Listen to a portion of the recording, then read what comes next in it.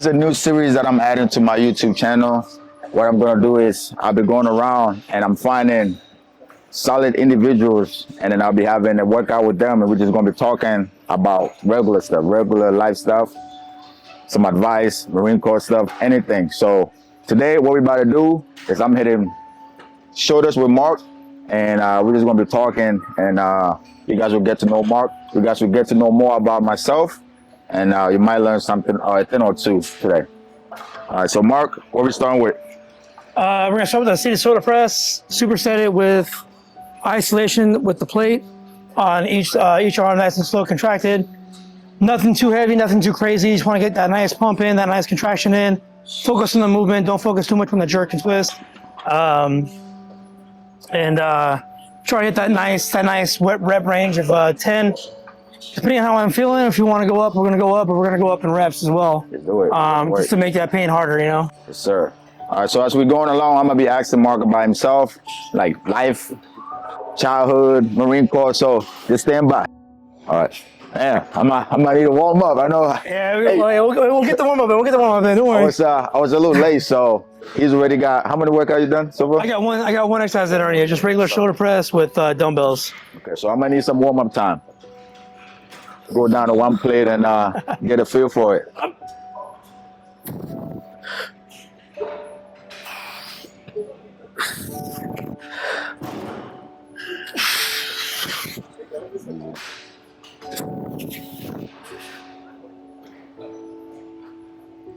There we go.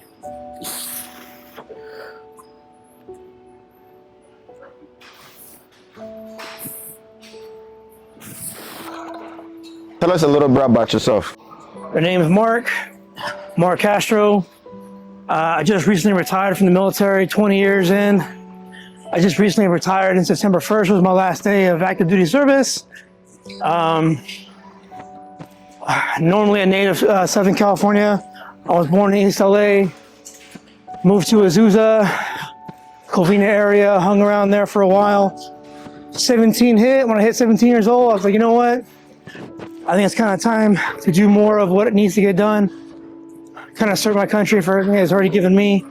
And I joined at 17. Been around the world 3 times, 20 different countries, deployed. Current MOS was I was in communications. Communication. What's that MOS code? I was originally in 0622. I was a muckster, very rare, cool individual. MOS 0622. I like to think of it as a double grunt. You know, we're kind of better than the grunts. You know, we're ×2 with them. So you take 1 grunt and make 2 of me, exactly. Or 2 grunts and make 1 of me. That's how we've been doing it. Okay. What made you join the military? And why did you choose the Marine Corps? Oh, that's funny. This is probably the first time I'm actually gonna answer this question. It's a good one. Yeah. The main reason why I joined the country was like, I grew up in a bad home. I kind of had a battered childhood, kind of neglected my whole life. Just growing up, yeah, my parents were there. I had a parent household, but it wasn't the best environment. I want to join law enforcement thinking I can do good for others. 9/11 happened. I thought, you know what, maybe my attention needs to be put somewhere else. Kind of give up what I have for others who don't have what I have. Kind of less fortunate, kind of help out those others. And that's the main reason why I joined. Don't regret it. Definitely enjoyed it. Why I picked the Marine Corps? If you're gonna go do something right, you might as well go all out, do something hard, make something worth challenging, make something you want to make something unforgettable. Not to mention I'm the first one in my family to join the Marine Corps. Yeah. So if I'm gonna set my stone in, I want to make sure it's gonna be there forever. And so far I raised the bar pretty high, and I haven't lowered it since. If you're gonna do it, you might as well do it with the best. Exactly. After you joined, where was the first place you went? My first duty station was in Okinawa. they asked my class, hey, who wants to go to Okinawa? Who wants to go to California? Who wants to go to Texas or North Carolina? Whatever. Who wants to go here? Who wants to go there? The entire class put all his hands up, and they said, well, if you're active duty, put your hands in the air. We all put our hands in the air, and they're like, all right, Scott, you're all going to Okinawa. So my entire class, minus one Marine, all went to Okinawa first duty station. Definitely don't regret it. Oh yeah, I mean, Oki was my first duty station too, and 10 right after. 10 right after, and I enjoyed it. Although, what are we doing? Like coming up? Yep, straight up behind you. Let your shoulders come back. Yeah. And then come up with it. Okay. Try to keep your elbows and shoulders back the entire time. Don't let your arm, don't let them come forward. Try to keep them back the entire time. Like behind the head? Yep, try like you're doing it behind the head seated press. Nice and control, focus on it, focus on it. Try to keep behind the head, behind the head. Ooh. Yeah, it's gonna get you. Yes, sir.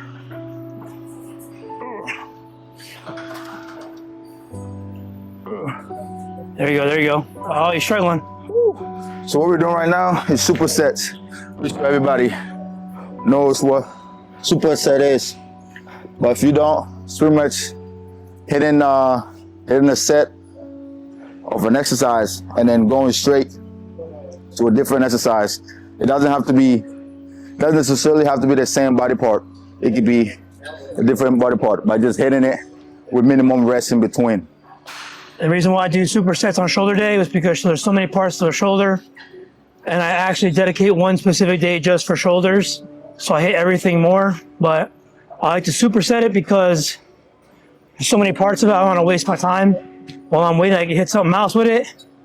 I can do more with it. My biggest goal is I want to get bigger side delts and rear delts, and traps is what I want to do. So I'm constantly supersetting it. I'll hit shoulders twice a week, Wednesdays and Saturdays. And Wednesday is my main focus area. I want to hit the side and front, end it with the evening. And then on Saturday, I'll focus more on the rear delt and the traps. But I'll hit both each time I go to the gym doing shoulders. Shoulders is one of my favorite days. It's definitely, shoulders is probably my most hated day, just because there's so many parts it's gonna suck when we get more into it. The front, the lateral, and the rear. There it is. What unit were you with in Oki? The first unit I was with was Comm Squadron 18. It's So you PCA in Oki? PCS in Oki. PCS. So I PCS to Oki, and then PCA while you was in Oki. So you went to a different unit while you was there. no, I stayed there in that one unit the whole time.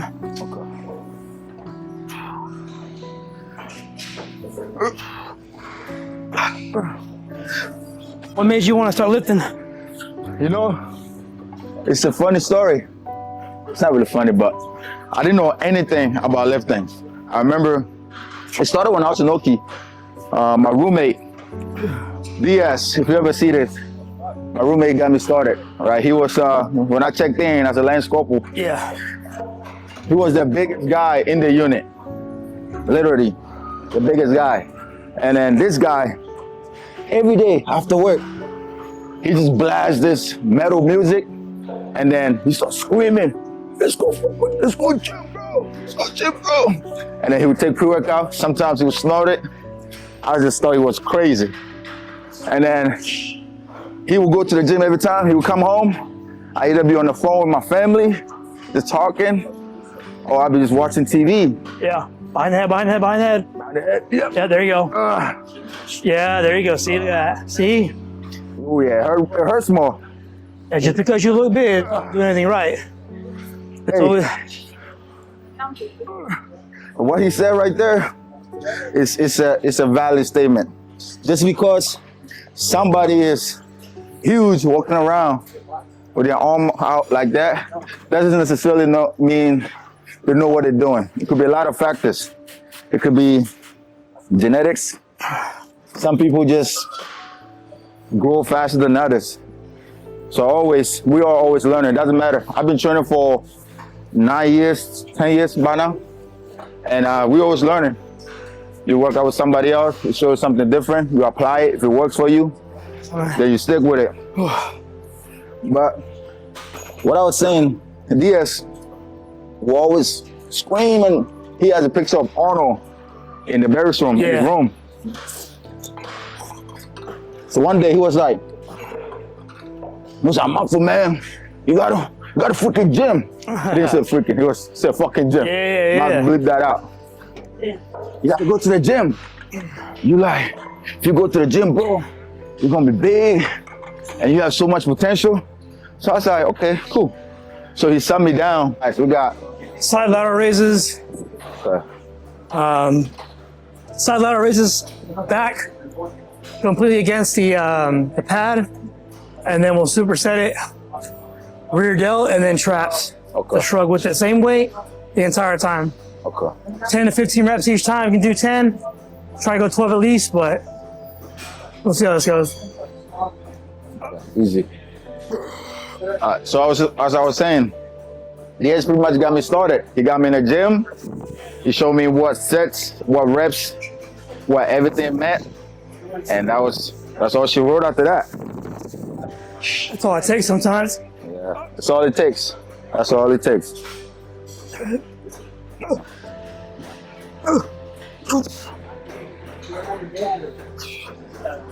Get it.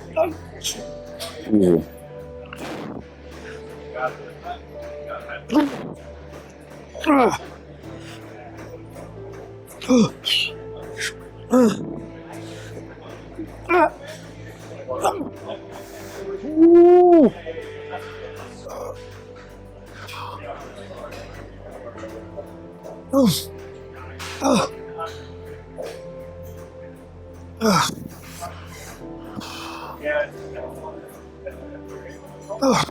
There we go. Might be too light for you though. What got you into the gym?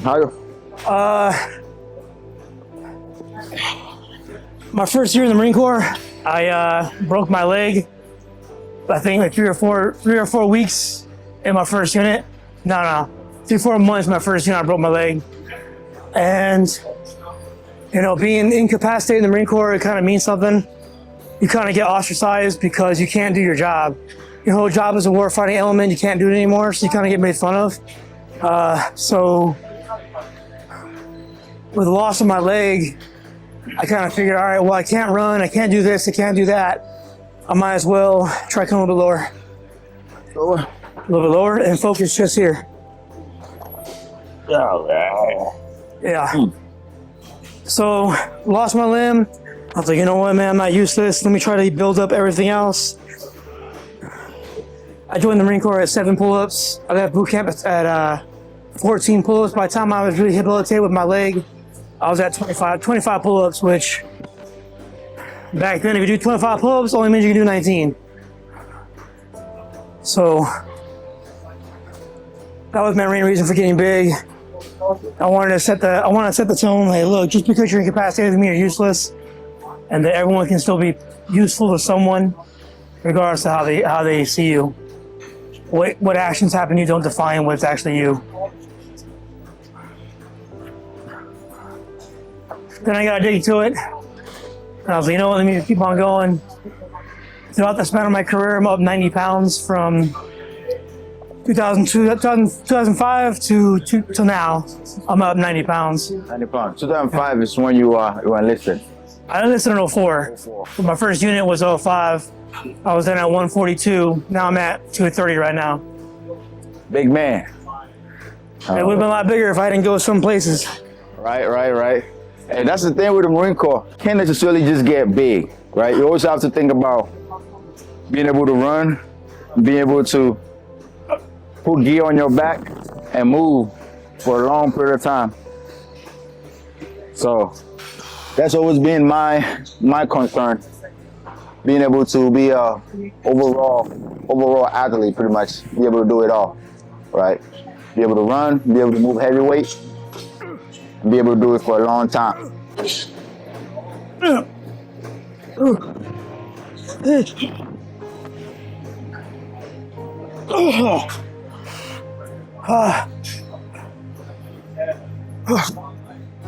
Oh yeah, the burn is very good. Yeah, it is. It's only 25 pounds, but 25 pounds can make a big difference behind how you use it. Exactly. Nice, slow, concentrated movements. Inoki, did you do anything exciting, Inoki? Yeah, so Oki, I did. So, as much as people get the shot at not being an infantry Marine, being a non-infantry Marine, I got to see every aspect of the Marine Corps, as far as air, ground, and sea level, the MACTAF, everything you name it, I saw it.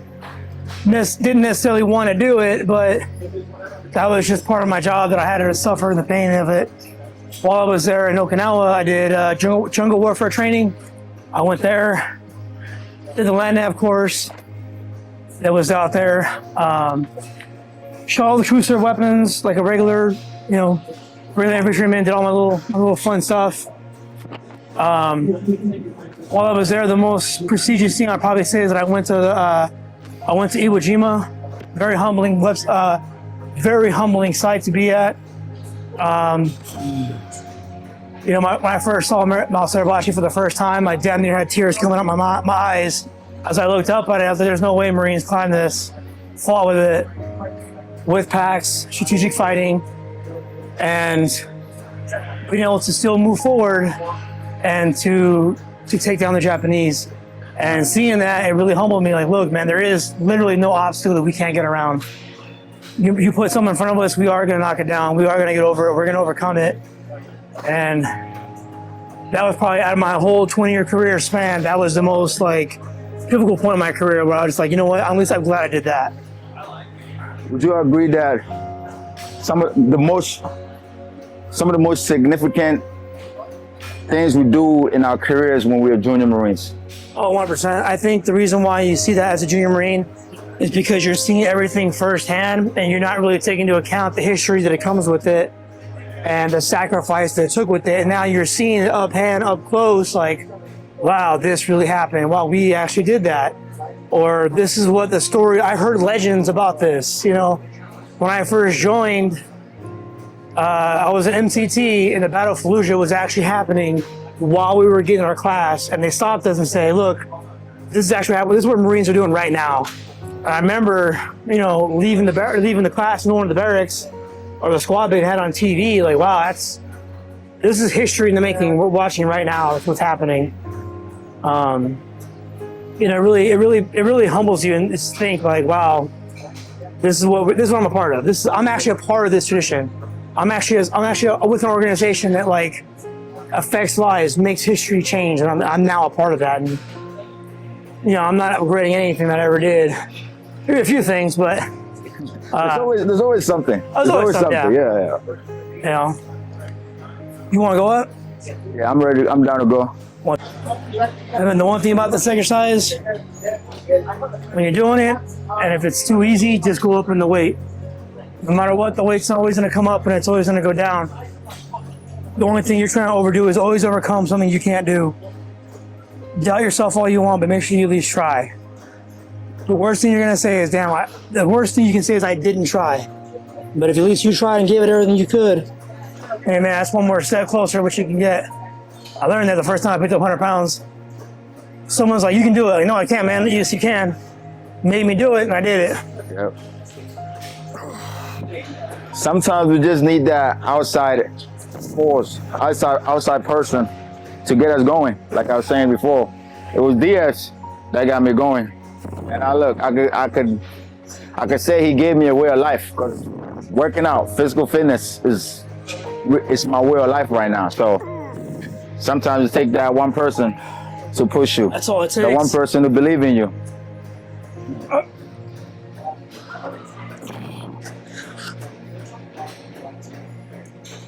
What?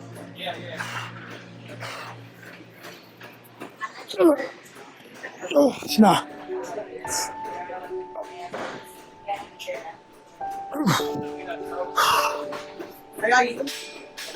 Yeah, I'm sitting on it. I'm spotting him Right, sitting. that's my seat.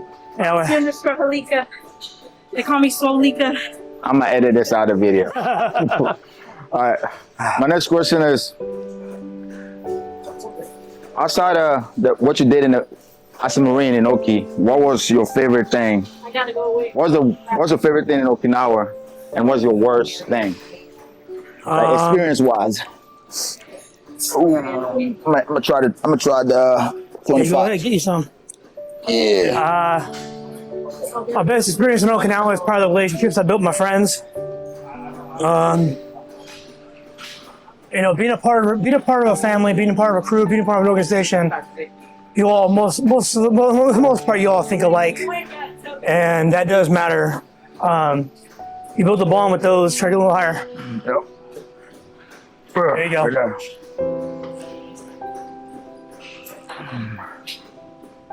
Oh yeah. And going out to dinner, having drinks. You're gonna feel this one. Yeah. If you don't feel it already. Oh yeah. You know, building that friendship, that bond over the past years. Sitting by a campfire, having a drink. You know, back then Xbox just came out. So like online was a new thing. Try to pop your shoulders out and then just come up with it. There you go. And then probably the worst experience while I was in Okinawa was losing my mother my first year in the military. I had just broke my leg, and like a month later my mom passed away. Not being there for her, not being able to see her, not to know what she was going through. Still not determined, the cause of death. It was a very traumatic experience for me. That was my most like heartfelt thing I ever had to go through. Part of my life was losing my mother. I couldn't do anything. I didn't have money. I was a PSC. I didn't have money. I didn't know what the hell I was doing. I just got to the island. I couldn't even drive. I'm from LA, man. We didn't have a car. My family was pretty poor, so we didn't have a car. I took the bus everywhere. So I didn't even have a license. I learned how to drive till I was 21. So having to go through all that at the same time, watching everyone as they worked collectively for me to get me home. And the master sergeant that I had at the time was Terrence Greer. Like, I'll never forget him. He's probably like one of my favorite guys. To this day, I still I hype him up as far as what he did for me, because he believed in me more than I did myself. And he constantly would tell me this and that. But like watching the effort that he put in to make sure that I went home to see my mom get buried was like, that's why I want to be in. And that's the organization I believed in. That's the organization that I want to stay in. And, if that had never happened, I probably would have got out after 4 years. Yeah. But after seeing what he did, I was like, you know what? That's what I want to do. That's the kind of man I want to be. And best and worst experience in my career was that time. Yeah. Wow. That's heavy, bro. Yeah. Damn. Yeah. Hey man, that's life, man. It's gonna happen. You just don't know when it's gonna happen, but it's gonna happen regardless, whether you're ready for it or not.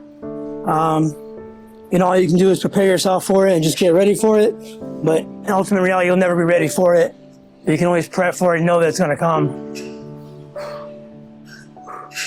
And that is something very important in the Marine Corps, having that one leader that's willing to take care of the Marines. Make sure they were taken care of. That's good. That's why a lot of Marines stay in, and also a lot of Marines don't stay in because they are very unfortunate, and they might end up with a place or unit where they don't feel cared for. Exactly. Don't feel taken care of. I think that's where the Marine Corps is kind of not falling or failing. But I definitely think leadership is what keeps us together. A strong mentor, a strong leader is what's going to keep the unit together. You got someone weak or someone that's not willing to say something or do something about it, that's going to make everyone else feel the same exact way. Somebody willing to go against the grain sometimes. So when I'm assuming you was 18 when your mom passed? She was. I buried her on my 19th birthday. How were you able to cope with that? Oh, I wasn't. My first time I saw her again, the last time I saw my mom alive was flying to Okinawa. I remember she was crying. I told her I'll be right back. I'll be right back. Don't worry about it. You'll see me again. What I didn't understand was, that's the last time I'm ever going to see her alive again. And when you said that, you're never going to see her alive again? When I found out she died. When I left my mom, I was at the airport. Was she ill or anything? When She you had were little? diabetes. She had diabetes. She had seizures. She had rheumatoid arthritis. Every I hit the 30s. dang near average Hispanic, older Hispanic person gets. Even I'm starting to get it now. So like, you know, she passed away at 53, 52. The last thing I told her to her face is, I'll be right back. And not knowing I wasn't gonna come back. And she wasn't gonna be there. The first time I saw her after that was 2 weeks after her death. So she died August 2nd. I buried her on, August 12th. Buried her on my birthday on 13th. On your birthday? On my birthday. Hey, you can't stop life. So it happens. Not how we expect it, but it's gonna happen. Higher. Yeah, there you go. This is the easy one. Read out. When you got back home, how was the climate like? How was the energy like? It was bad. Haven't been my first as an older individual, still a young man, watching what happens to families when someone passes. It's very traumatizing. People start taking stuff, people start doing things, people act differently, people talk behind your back, all this in the sanctity of families and whatnot, and I get it. I understand it happens, it's grieving. You want this because that's what made you feel that person, or, whatever you can think of. My mind the entire time is like, my mom wants to be buried here, I need to get her there, what do I need? And that's all I cared about. I didn't care about anything else. My father had broken down, gave me power of attorney for everything, so I had to do all the prep work. I picked her clothes out, picked the gravesite, picked the gravestone. You did all of that? Did all that. At 18? At 18. 18 years old? Yeah. So I had to mature pretty quick when I grew up. Yeah. You don't have the time to be a kid at that point. Like, No. You have to step up. By the time at the age of 14, my dad was kicked out of the house, and it was me and my brother living in the house with my mom. My mom worked at a fast grocery store. Grocery store? So she didn't have a lot of money. My brother helped out. I couldn't work yet. So every now and then we had a bill turned off. The water bill, the phone bill, the heating bill, electricity. We used to borrow electricity. We would run a power cord from the next door over. And yeah, I know. It was pretty bad, I'm telling you, and that's how we got power. Sometimes we didn't get power at all, so we had candles. So people make fun of me all the time. I was like, hey man, I did homework by candlelight. Yeah. I literally did homework. I don't believe it. I literally did homework by candlelight. That's all we had. I got kicked out of high school because I missed 136 days. Oh, I gotten sick. So I stopped going to school to take care of her, and they kicked me out of school. So I went to continuation school, and I remember I told her I got kicked out of school, and she said, well, you're a failure, you're this, you're that, you're never gonna, amount to anything. I'm like, that's the most important person in my life. And I just let her down. Yeah. So now I owe it to her. And man, I need to better myself for her. So I did what I could. I took 8 classes as a senior. Eventually went back to my original high school. I graduated from my original high school. Way better grades than I thought I would have had. And I made my mom proud. And I was like, hey mom, I'm gonna join the Marines. She's like, oh, I'm excited, I'm happy for you. She wasn't even worried about the war. Yeah. She didn't give a fuck. Usually that's a problem. She was all about it, man. Son. She was all about it. Hey, man, you're about to make something of yourself. I did. I had a son, then made it. I was like, as long as she's happy, that's all I really cared about. And I made her proud. So at least she died knowing that one good thing happened, right? That's all the other bad stuff I did. But other than that, I think we all have our bad stuff. Oh yeah. Do you have any siblings? I have one brother and I have one sister. I'm the youngest of 3. My sister, she should be almost 50 by now. Said 50? Yeah, she should be about 50 by now. My brother should be 40, 41. I lost contact with both of them. I lost my sister due to a drug habit, so she's still out there doing her thing. I tried to help her out as much as I possibly could back in the day. So eventually she gave up and you know what, drugs are more important. So she did that. And my brother, the same boat. I lost both of them due to drugs. That's next. That's next? 110. Yeah. What are we doing? All right, so Lateral now- raises? Yeah, right. So now we're gonna do vertical, come back with it. We're gonna come back with it like this, sit up, and we're gonna come up. It's like that. So it's gonna be all rear delt now. Fly and then come up. Come up with a Y, just like this. Use that rear delt. Yeah. Sit up straight as much as you possibly can, a little bit of an angle. Come up, work the traps and the rear delts again. Then we're gonna do shrugs again.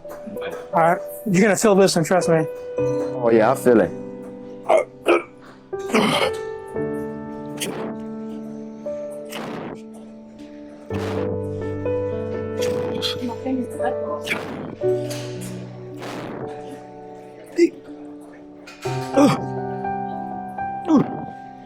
Ted. What about your father? Was he ever in the picture? He was there. He's still alive. I actually just drove him down to Texas. He moved out. He remarried his high school sweetheart. And he lives in Texas right now. Oh my God.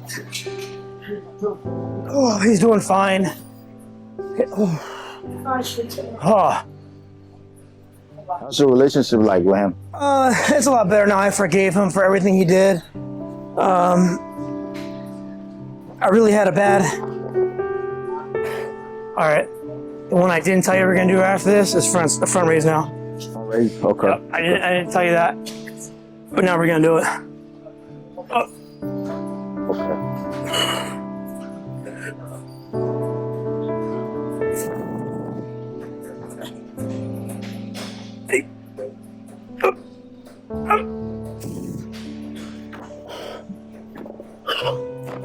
My relationship's good with him.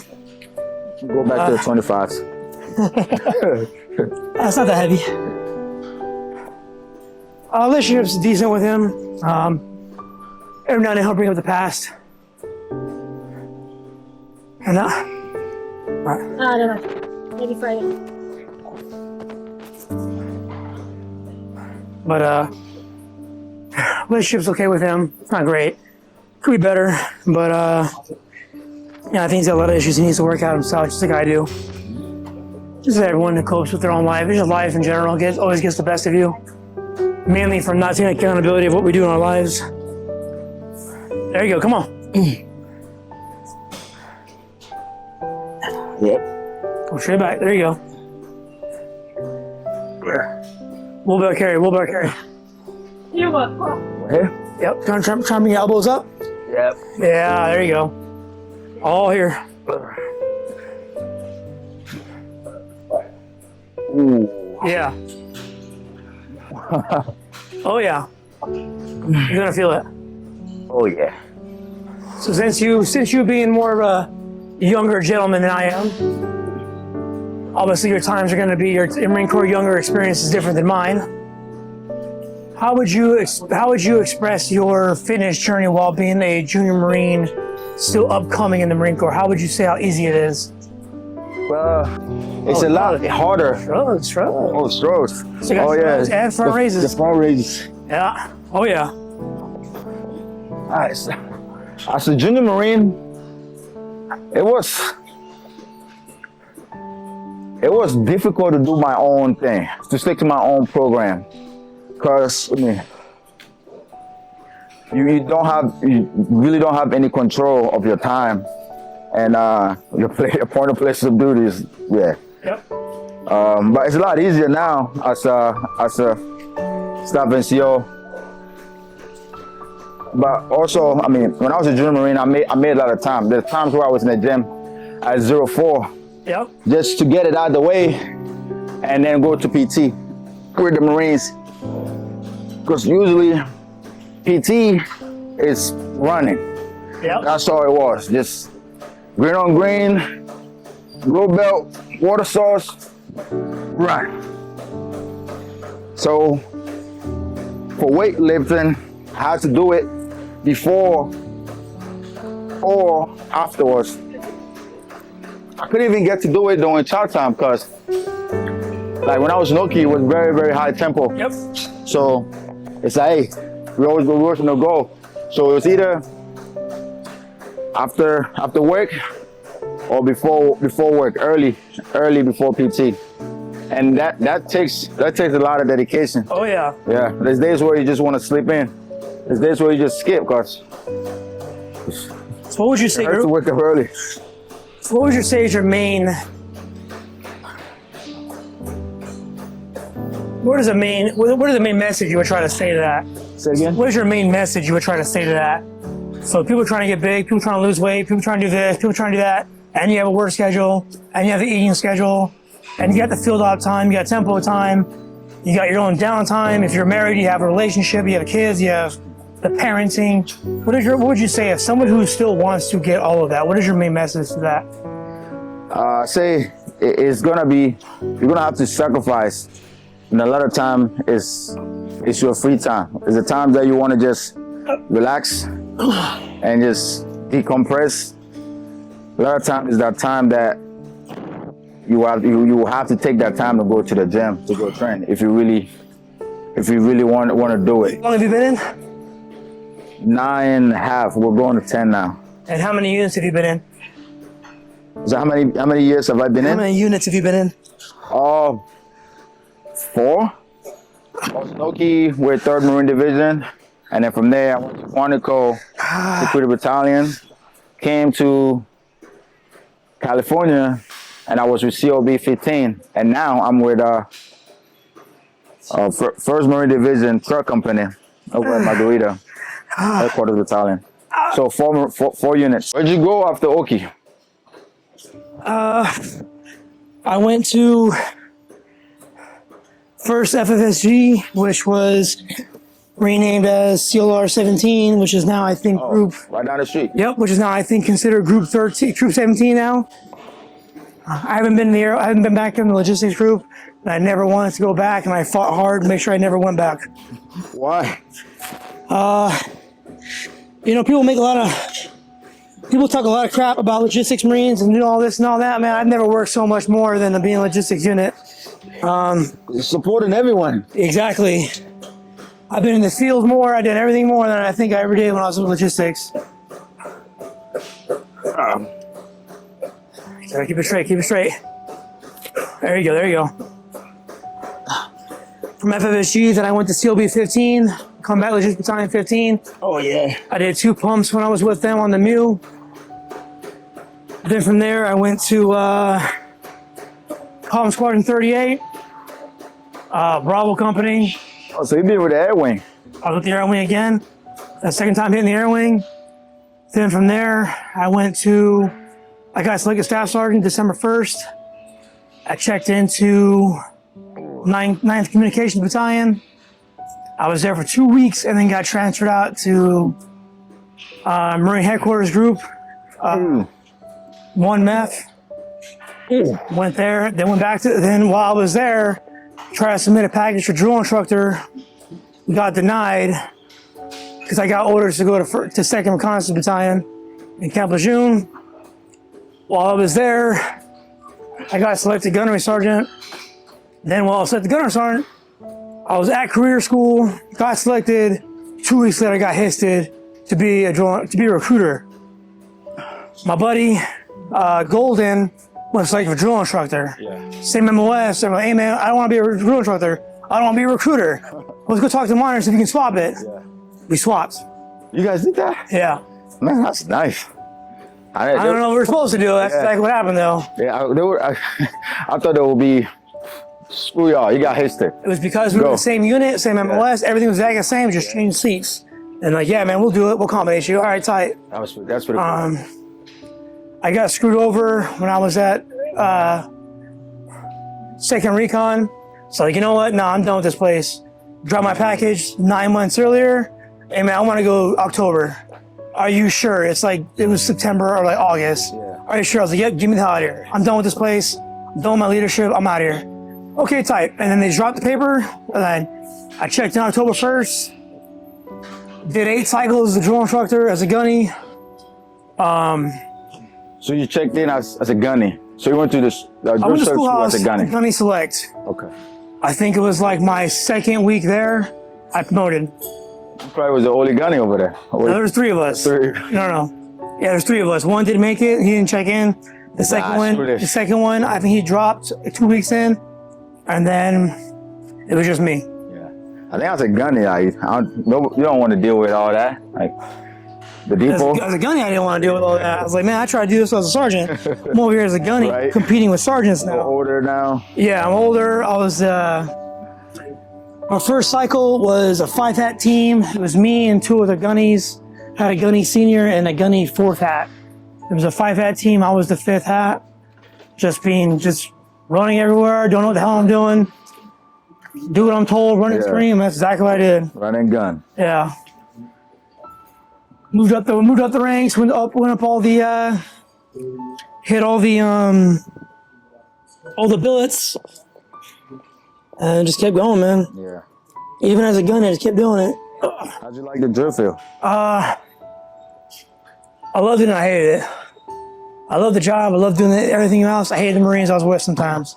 That's the biggest issue I went to is the Marines. It's not recruits, it's Marines. Was it some of them don't want to do their jobs? A lot of Marines are inexperienced. A lot of Marines don't know what they're doing. A lot of Marines, always think they know what's best. Everyone hates to be told what to do, including myself. No one likes to be humbled. No one likes to be criticized, including myself. And when you're dealing with that kind of stuff, you got to remember, we're not here for you. We're not here for your ego. We're not here for your rank. You're not here for your fit rep. You're here for the recruits. And, you can say what you want, but it ain't about you anymore. Right. It's about the recruits. I met senior drill instructors or sergeants that talked back to me like I was a boot Marine. Treated me like I was nothing, but had a 180-day gap on the fit rep. Like, bro, don't talk to me. You can't write a fit rep. It's just how it is, man. It's just Marines being Marines. Marines are very competitive. Marines hate being told what to do. It's just in our nature to always think that way. And when you get put in an environment where we're all equal, where billets don't mean anything,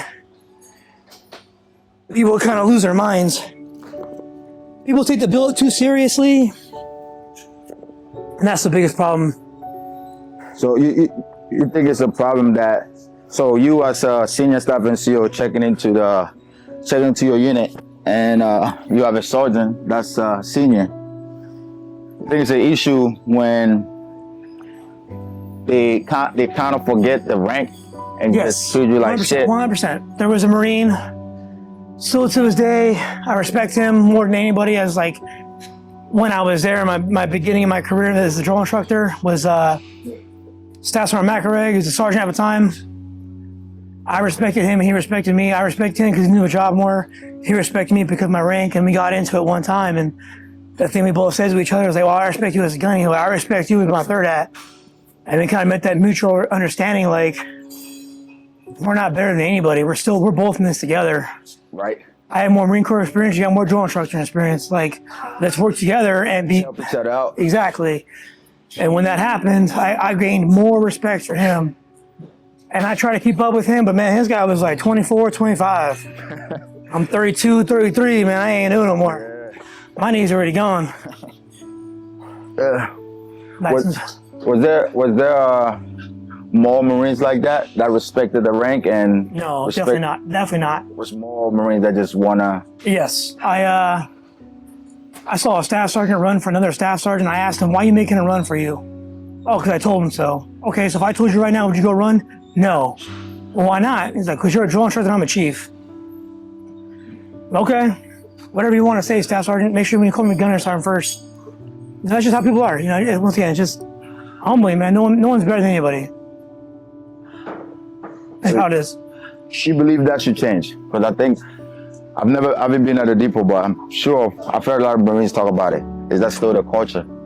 I don't know now. One of the things that's what I'm saying. They say it's the same way now. Oh, it is the same way. One thing I did as a drill instructor when I was a gunny, maybe because I was a gunny, people were intimidated, but I went through every single house, shook a senior's hands. I went to shake everyone's hand. Why? Because no matter where in my career, now I run into people that saw me in the depot. Oh, gunny, master, how you doing, man? Hey, I got this problem. I got this, I got that. Hey, man, let me help you. I know I got a resource over here. I got this guy, I got that guy. And I learned that from 2 people. 2 people taught me that. Sergeant Chabot, Mark Chabot. Yeah. And, oh man, I'm gonna forget the other guy's name. He's mad. He didn't get mad at me, I'm gonna forget his name.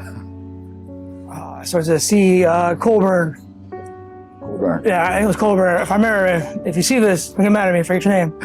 But those 2 Marines alone taught me the valuable of like how important it is to be a Marine. When Sergeant Major Chabot told me a story about a first sergeant, I was a Marine at the time, he's the first sergeant at the depot. He was telling me a story about how he was taking care of him. The Marine kept saying, no. And he yells at him, he said, go do this now. And he took care of the Marine, he made sure he was taken care of. He said, you know what that first sergeant is? Oh, you know what that Marine is? It's this Marine. I said, holy crap, that is exactly why he acts like that now. A good fucking Marine. Had First Sergeant Brown there, man, I love that guy. Common sense, dude. Yeah. That's all it is, common sense. We don't need to think outside the box. Marines always think outside the box for no damn reason. You know, my auntie would say something. It's like, common sense is not common. No. Common sense is not common as we want it to be. I think a lot of times what happens when it comes to common sense, people think that their position becomes more important than the actual duty that what they have, the responsibility of what they're supposed to be doing. That happens a lot in McMap, which is why I hate McMap. People get these power trips on certain things. I'm like, that's not what you're supposed to be doing, man. You know, we're 30 hours of ground fighting, but like, right. Where does that say? Maybe it does, you know. It doesn't. Okay, all this ground, that's time, man, all this ground fighting.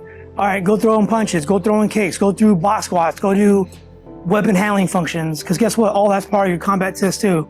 Your weapon goes down, what are you gonna do? Combat ground them? No. Right. You know, there's other things I think we can be focusing on. Do I think there's a better way to develop Marines? Like 100%, I think there is. Is there ever going to be a perfect answer? No, because every Marine is different and everyone needs to be taught differently. You can have a Marine who's, 100% book smart, who's dumb as rocks when it comes to paper, yep, or it comes on gear. Then you have the complete opposite, 1000% good on gear, he's dumb as a rock when it comes to reading a book. You can't read, drawing for Marines or math for Marines, you can't read it. And you have to find those different pathways to how to reach those Marines. But it takes a good leader to understand, hey, look, there's 7 different pathways to teach somebody. There isn't one straight answer. And I think that's the problem we run into, is because you have that Marine that has that, no, this is the way, we have to do it. Well, no, there isn't, man. Like, I learned that on the depot. I knew it long before, but it proved even more on the depot. We had a Marine, Marine now, Martinez, try to break him, couldn't do it. Try to do this, couldn't do it. Try to do that, couldn't do it, couldn't do this, couldn't do that. I broke him by talking to him. And I team him, I talked to him. And that's all it took, man. And literally after that day I broke him, he ended up becoming the best, most improved recruit we had. And everything they try to do, guess what? You do this, you do that. There's so many different ways to write a book, man. But like, it takes one good way for someone to understand it. Yeah, I think we get so used to kicking the door in. Sometimes we forget that the door it's not locked. Exactly. Sometimes you just have to open it. And I think a lot of times is too, we lose control and patience. Like, I know for one, I'm like a patience non-guy. I hate to be patient. I want it done now. But if I have time to spare, all right, man, I'll give you 4 hours to figure this out. Right. You want to figure it out, then I'm gonna come back out and I'm gonna show you how to do it. Right. But I want you to learn how to do it. I think that's where we're failing. As far as the small unit leadership development program goes, I don't think we're allowing the Marines to have the power to, hey, go figure this out. And I hate using that term, like, hey, go figure it out, go figure it out. I hate that term. But at the same time, it's like, hey, you're right. You are, by you telling me to go figure it out, look at it the positive way. He's not helping me. Right. No, he's giving me the ability to figure this out on my own. So now I can learn something. I could possibly teach somebody. I can mentor someone doing this. Like, I have so many other opportunities now just to do that. And people get lost on, oh, he's not helping me. He's not helping me. Yeah, I think that's very good, because when you say that to somebody, you give them, it's like you're giving them your trust. Like, I'm trusting you to go figure it out, right? And also that help them think, right? Instead of me just giving it to you or showing you, when you have to do it, when you have to figure it out, you have to think. You have to think and come up with the best way to get it done. Critical thinking skills are some of the most important core, like, not even core values. It's a value that I think needs to be taught. Right. And not saying all leaders don't do it, but a lot won't want to do it because they want that fast command answer. And I think it has a lot to do with with technology and with just the generational change. Like, we want this quick, fast now. Because like you go on your phone, you text someone, you're expecting an immediate response, like seconds later. Right. Hey, where's Schmuckatelli at? Right. I gotta wait a whole minute. Where is this kid at? That's what we expect, man. But in reality, patience is what pays. Patience pays. We don't do a field op. We don't go to deployment. We don't do this off of a dime. No, we already preset, and Marine Corps was already preset. Hey, look, we are ready to go at deployment at 80% training. Can we do the job? Yes. Are we going to sustain injuries, casualties, possibly whatever? Most likely, because we're not ready yet. 100% combat efficiency, we know what we're going to hit now. We're going to have a 10% loss at this, statistical standards, we're going to lose gear, we're going to do that. We're already prepared for that. Marine Corps is built that way. Yep. And we start taking that out of the small unit leadership. Now that Marine's going to go. Now he's in charge of someone. He may not know what to do. He's never had the chance to do it. When I was a sergeant, there was a corporal that lost his lieutenant, his staff sergeant, and his sergeant. He was the corporal in charge of the fire team. The squad. And I remember hearing about this story. It was in the Battle of Fallujah. Hearing about this story, I was like, oh man, dude, this corporal is better than I am. I've been a sergeant for 4 years. This guy's better than me. And I was looking, I was like, no, he did everything exactly what he was taught. He was given time. He taught how to lead, how to mentor, how to guide. He knew everything he was supposed to do. It was that's exactly what we're supposed to be doing. Yep. That's how it should be, but I think we lose the patience for that. That's good. Yeah. That goes into one thing, leadership, the dichotomy of leadership there's not one way to lead. It's maybe going hard today at work, but tomorrow you might have to be soft. And the next day you have to always continue to grow and figure out the best way. What's the best move on the chessboard? Today, what's the best move when I'm talking to that Marine? What's the best move when I'm addressing this Marine, that Marine, that Marine?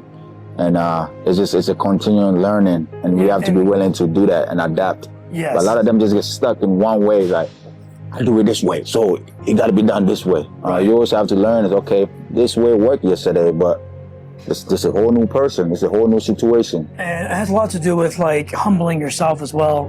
In 2013, when I picked up staff sergeant, when I went to MHG, I met one of my closest friends there, Jesse Mejia, and he had just gone off the drill field and went into the SACO billet, and he has almost 4 or 5 years out of his MOS. I remember we were talking about our Wolf 9th Con. We got there, sent there, and and what are you gonna do when you go back to platoon? He's like, dude, I'll be honest with you. I'm gonna grab the smartest PFC, Lance Corporal, and Corporal. I'm gonna put him in my office. I'm gonna have him grab all the gear. I'm gonna tell, hey, sit me down, break me down shotgun style, and teach me how to use his gear. I'm like, why? You don't have to. You're a staff sergeant. He's like, bro, if I can't do their job, how can I teach them how to do their job? How can I expect them to do their job? I need to know it too. And when he told me that, I was like, damn, I never thought of it that way. He's like, dude, I don't give a crap. He's like, I'm dumb as hell already, but I can't be any dumber. And I can't let them know that. And I was like, that's a good point. And you got a good point there. But he just showed me look, leadership goes both ways. As much as I hate to admit it when I was a mass sergeant, or my staff sergeants would always counteract what I'm saying. And I would get mad, You're you know what? I finally was like, you know what? I have to let go. I step back and let him figure it out. And if he was successful, I was like, hey man, what'd you do? Told me I did. All right, I don't understand what you did, but I'm glad it worked. However it worked, let's keep doing that. And I didn't step on it anymore. Now, if it's something I knew that he didn't know, I would just give him my advice and then let him figure it out. And if he failed it, and then eventually he would tiptoe around it and be like, all right, what'd you do? I did it your way. Okay, and it worked. Okay. Now, what'd you learn from that? He's like, this. That's exactly why I told you to do that. He's like, it's not that I'm being a dick, not being rude, but I already did the homework for you. This is the easiest way I know. And that's just how it goes, and it's humbling. It is hard to let go sometimes, and to be able to just step back and hey, you got to figure it out. You got to be a staff NCO. You got to be a sergeant or an NCO. You got to be a junior Marine. Figure it out. It is hard to let go, and it is hard to step back. But at the same time, you're watching a product be built, and that should be rewarding right there. Hey, look, when I was a drill instructor, after the Crucible, we lay out all their gear and we do a police call and make sure they have no rounds and brass on them. We walk the entire squad bay and do every platoon. By the time we got back to my platoon, they were just sitting there on their packs, just waiting for word. Gear's already put up. They're not talking. They're not shooting the shit. They're not bullshitting. They're not wasting time. They're just sitting there waiting for the next word. And I was like, all right, guys, you already know what to do. Let's get them inside, do what they gotta do. Okay. He told them to pick up their gear, and that's it. And every other platoon would be like, you're bullshitting, taking our sweet times, doing whatever. But if you build the product from the very beginning, you'll be fine. having a strong foundation is Exactly, yeah. got 2 exercises done. It's time for me to get back to work, and we gotta go. Gotta get home.